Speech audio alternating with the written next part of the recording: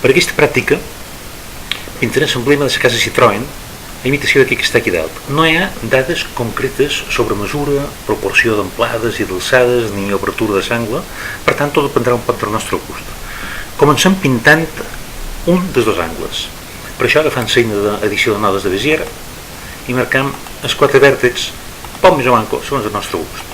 1, 2, 3 i 4. I tancant.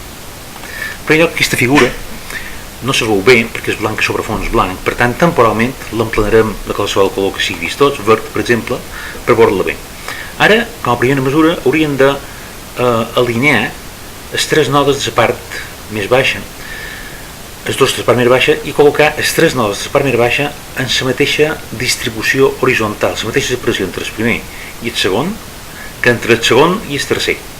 Per això, creem l'eina de col·locació de nodes, d'alineació de nodes, agafam aquesta eina d'aquí dalt, marcam els dos de baix i avisam que els volem sobre la mateixa horitzontal.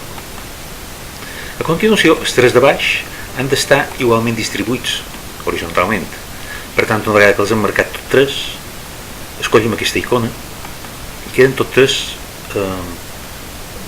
homogèniament col·locats. Ara centrem aproximadament de dalt, marcant la tecla control i movent cap a la dreta aquest en verd de baix, i llavors marcant tots dos per assegurar-nos que estan ben centrats i picant aquesta altra tecla que és col·locació vertical.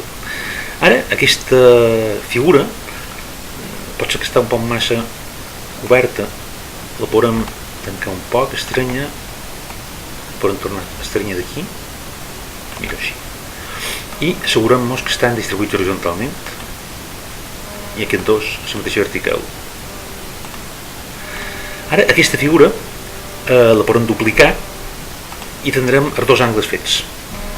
Tenim la primera marcada, picam Ctrl D i ara tecla majúscules, fletxa per avall i desplaçam la segona figura respecte a la primera.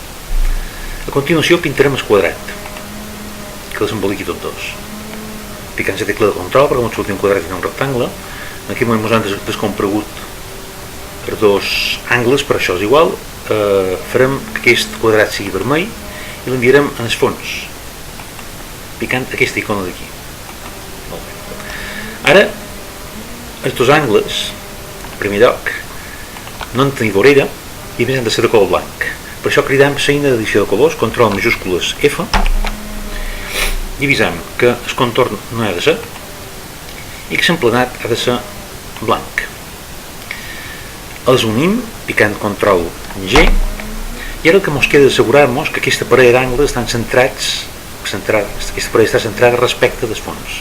Marcam el quadrat, marcant la parella i l'excentrem horitzontalment i verticalment.